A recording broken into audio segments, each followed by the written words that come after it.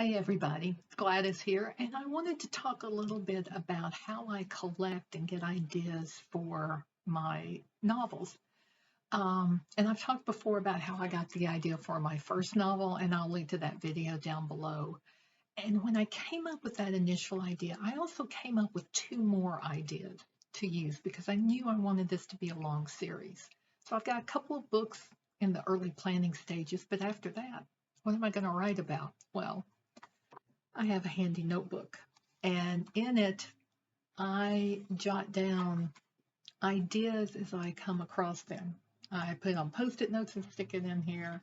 I've got an article out of the paper um, on a relic that has found a permanent home. That might work in something. And I just make a little note briefly about it.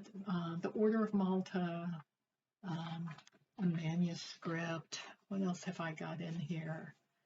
One on arsenic being used as an ingredient in paintings to help color last longer. Maybe that would turn out to be something useful to know. Um, and sometimes I'll make a note about where I found them so I can refer back to it. And sometimes it's just, hey, I'm gonna look this up later when I get a few minutes and see what I can find. And there was one about Shakespeare's library. And this one really fascinated me because it seems Shakespeare maintained a library and it's kind of disappeared.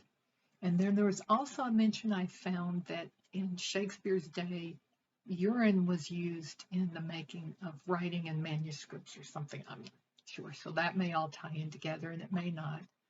And then I've even got one here with a little post-it note on it uh, from the Age of the Pharaohs because the third book may take place partially in Egypt. So we'll have to see how that all works out. But anyway, this is kind of just a little ideas notebook I keep with me. Whenever I get an idea, make a few notes about it, put it down, and then we'll see what comes of it one day.